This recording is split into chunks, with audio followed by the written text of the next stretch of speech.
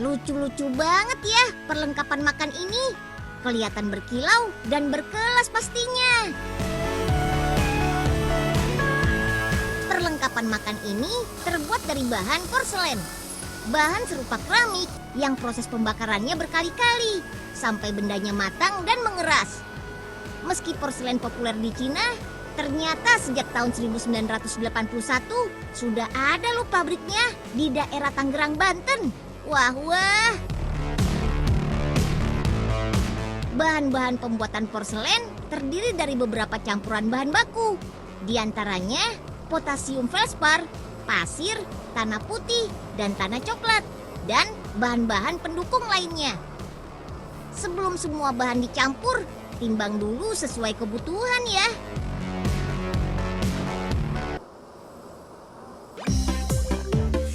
Oke deh, waktunya masukkan bahan ke mesin mixing. Karena lubang mesinnya di atas, bahan-bahan yang berat ini harus diangkut pakai katrol. Ayo, angkut terus. Hehe. Ayo Mas, masukin bahan-bahannya ya. Di mesin tangki berkapasitas 7 ton ini, bahan-bahan akan diaduk sampai rata. Caranya, putar tangki bernama ball mill ini selama lebih dari 20 jam. Wih, lama juga ya. Sip, ada yang sudah selesai. Setiap cairan adonan yang selesai di mixing akan mengalir langsung menuju penampungan melalui selang ini. Dalam penampungan yang kapasitasnya juga 7 ton ini, cairan tidak akan lama diaduk. Langsung mengalir ke proses penyaringan. Sebanyak 2 kali penyaringan. Tujuan penyaringan pertama, agar cairan bersih dari kotoran. Tuh, lihat cairannya, loncat-loncat. Nah, yang ini penyaringan kedua. Setelah cairan dipastikan bersih dari kotoran, harus disaring lagi agar bersih dari besi-besi yang ukurannya sangat kecil dan halus.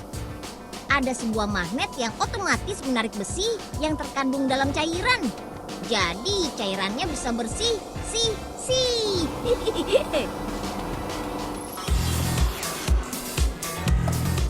Oke, waktunya melakukan pengepresan cairan adonan. Di alat cetak berbentuk kotak-kotak ini, cairan akan membentuk lembaran padatan tanah. Setelah rapi dan ujung alat ditutup, cairan siap mengisi celah-celah cetakan pres nih. Untuk mengisi 99 cetakan pres, butuh waktu sekitar 1 jam loh. Proses menekan cairan sekuat-kuatnya ini bertujuan mengurangi kadar air hingga 23%. Tuh, sudah pada keluarkan airnya. Sip, waktunya membuka cetakan yuk. Buka dan lepas adonan dari cetakan, lalu lempar. Hup. Cara ini mengurangi resiko lembaran rusak dan pastinya lebih enteng mengangkat lembaran seberat puluhan kilogram ini. Hehe. Setiap lembaran tanah yang siap olah, cetak lagi menjadi lontong. Bukan lontong yang bisa dimakan ya. Caranya masukkan lembaran ke dalam mesin giling. Gak butuh waktu lama, tada! Lontongnya sudah keluar. Mirip kan? Ukuran diameter lontong ini 14 cm dengan panjang sekitar 60 cm.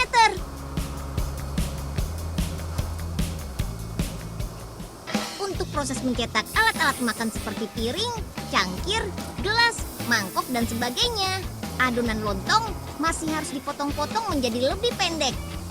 Kali ini, lihat proses pencetakan piring dulu ya. Potongan adonan lontong selanjutnya akan diletakkan di atas cetakan piring. Mesin serut ini otomatis mengikis sampai akhirnya berbentuk piring. Ayo, lanjut masuk ke mesin dryer atau pengeringan. Selama 45 menit, keringkan dengan suhu 80 hingga 100 derajat Celcius. Piring akan keluar. Cek. Kalau ada yang retak, buang deh. Nah, Kalau yang ini proses pencetakan mug. Caranya hampir sama dengan pencetakan piring. Hanya saja bentuk cetakannya berbeda. Setiap selesai cetak, keringkan lagi dalam mesin dryer dengan suhu 60 sampai 80 derajat Celcius. Agar mulut mug lebih rapi, lakukan cara seperti ini juga ya. Oke, jalan terus untuk pemasangan gagang mugnya. Selain piring, pabrik ini membuat banyak sekali perlengkapan makan, seperti mug, gelas, dan mangkok.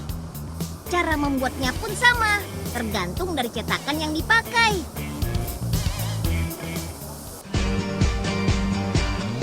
Cek dan rapikan semua produk sebelum akhirnya dilakukan pembakaran. Pastikan semua produk rapi dan tidak cacat ya. Untuk piring juga perlu dirapikan di bagian dasar dan bagian atasnya. Tenang, prosesnya dilakukan dengan mesin kok. Keren banget ya.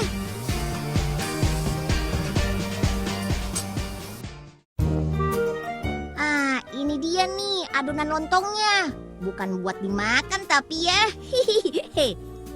Alat ini yang namanya hardness tester. Tinggal tusukkan ke adonan dan tingkat kekerasan tanah sudah bisa diketahui deh. Tapi ngomong-ngomong, kemana Pak Raden ya? Pak Raden, Pak!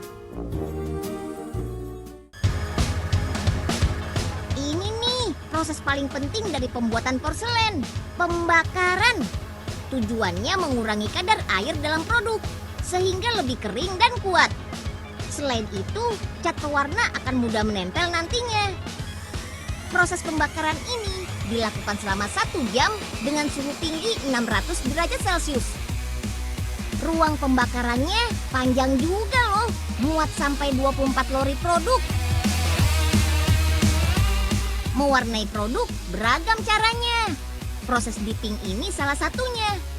Cukup mencelupkan produk ke cairan khusus yang berfungsi memberi efek kilap pada piring, mug, ataupun gelas. Jangan lupa agar kering dan semakin tahan lama, bakar lagi yuk dengan suhu yang lebih tinggi, yaitu 1250 derajat Celcius selama 5 jam. Wow, panas bener.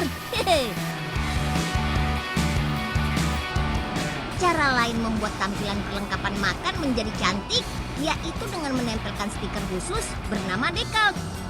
Menggunakan air sebagai media penempel, stiker bisa dengan mudah terlepas tuh. Lagi-lagi lakukan pengeringan agar stiker bisa lebih menempel pada produk dan gak cepat rusak. Hebatnya, produk porselen ini bahkan tahan panas hingga 200 derajat Celcius dalam penggunaan sehari-hari. 32 tahun berdiri, pabrik ini sudah menghasilkan ribuan desain loh. Dalam sehari produksi saja bisa 40.000 buah produk dihasilkan. Produk porselen bisa dibeli terpisah satuan atau satu set. Gak cuma di Indonesia pasar penjualan produk dari porselen ini, bahkan di Eropa, Inggris, Brazil, dan beberapa negara lainnya. Produk ini masih menjadi favorit loh. Wih, keren kan? Wah. Kalau begini banyaknya sih, saya juga bingung harus pilih yang mana. Lawang bagus semuanya toh. Ya, itu dia Pak Radennya. Malah belanja di sini. Pak. Walah, nak unyil, coba. Gimana nih? Pecahkan mangkoknya. Tuh, loh. Kok Unyil yang disalahin sih Pak Raden? Unyil kan cuma panggil aja. Pak Raden yang jatuhin. Iya, tapi kalau nggak dikagetin sama nak unyil juga nggak bakal loh jatuh itu mangkok.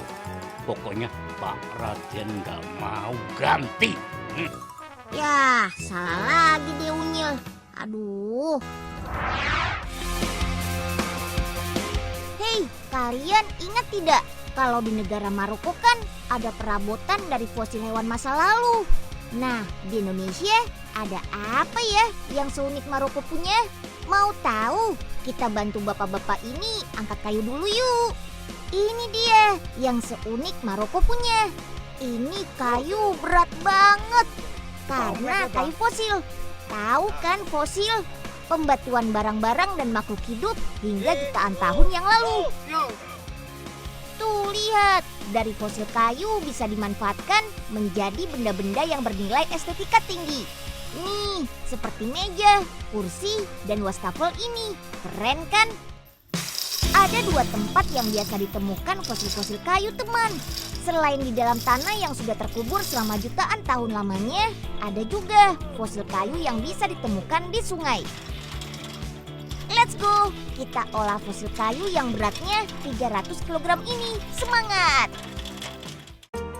Bos, tadi kita udah sengsara di tengah hutan. Beca sampai ambles. Taunya cuma buat bawa kayu beginian. Emang buat apaan nih kayu, Gah? Udah, kamu fokus aja bawa becanya. Jangan sampai nyemplung kempang lagi nih beca, ya. Ya, Gah. Enyeng kan cuma pengen tahu aja. Buat apaan sih ini kayu? Buat bikin jembatan apa gimana? Sembarangan aja kamu, Nyeng. Ini kayu bakal laku kejual mahal, Nyeng. Lihat aja nanti. Pokoknya, Nyeng, kalau udah laku, kamu mau apa aja, Oga pasti beliin, Nyeng. Wah, yang bener, Gah. Asik. Wah, bener deh. Baik banget kamu, Gah. Ih, asik. Dari dulu juga Oga baik, Nyeng. Cuma orang-orang aja selalu berprasangka buruk ke Oga. Fosil kayunya sudah dapat. Sekarang tinggal kita lihat proses pembuatan meja dan wastafelnya yuk. Lokasi ini ada di Desa Waung, Kecamatan Boyolangu, Tulung Agung, Jawa Timur. Lagi-lagi untuk memindahkan ke mesin potongnya harus menggunakan bantuan alat derek. Batu seberat lebih dari 300 kg ini diangkat ke kereta angkut, kemudian diletakkan di tempat pemotongan. Potong fosil menjadi lempengan-lempengan setebal 5 cm. Untuk menghasilkan 3 keping fosil kayu saja membutuhkan waktu seharian, teman. Saking kerasnya tekstur fosil kayu ini ya. Nah, setelah didapatkan kepingan-kepingan kayunya, tinggal kita poles deh. Poles-poles pakai gerinda. Setelah permukaannya lumayan rata, haluskan lagi dengan amplas. Terakhir baru deh diolesi oleh cairan clear. Oles-oles-oles hingga seluruh permukaan fosil kayunya penuh dengan clear. Keling, langsung kinclong. Nah, selain meja, lempengan kayu ini juga bisa dibentuk menjadi wastafel. Prosesnya sih juga kurang lebih sama. Setelah berbentuk lempengan, fosil kayu kita gerinda hingga membentuk cekungan. Tinggal amplas halus, beri cairan clear, kinclong deh. Produk-produk asli dari Tulung Agung ini khusus dijual ke pasar luar negeri loh, teman. Antara lain ke Kanada, Inggris, Amerika, Jerman, dan Spanyol. Harganya pun bervariasi. Untuk meja ini saja yang termurah mulai dari harga 1,2 juta hingga 2,4 juta rupiah. Tapi harga yang tinggi terbayar kan dengan indahnya desain alami yang bernilai artistik tinggi. Mantap! Wah, makin digosok makin kinclong. Muka Unyil sampai kelihatan nih saking kinclongnya. Halo Den Unyil. Ini nih Den, kayu yang Den Unyil pesen. Nih Pak Oga bawain banyak. Ini kayu nih Den, bukan sembarangan kayu. Dapatnya dari hutan rimba. Den Unyil berani bayar berapa? Iya nih, Den. Pak Enyeng sampai pegel nih manggul kayu dari depan. Yah, Pak Oga, ini sih kayu apaan? Kayu begini sih, di belakang juga banyak, Pak. Nih, kayu begini nih yang Unyil maksud. Tuh lihat, kinclong kan sampai muka kita kelihatan. Wah, iya Gah. Ini kayu apa cermin ya? Bagus nih Gah. Ya. Hah? Terus gimana nih Den? Pak Oga udah bawa jauh-jauh, masa nggak dibayar?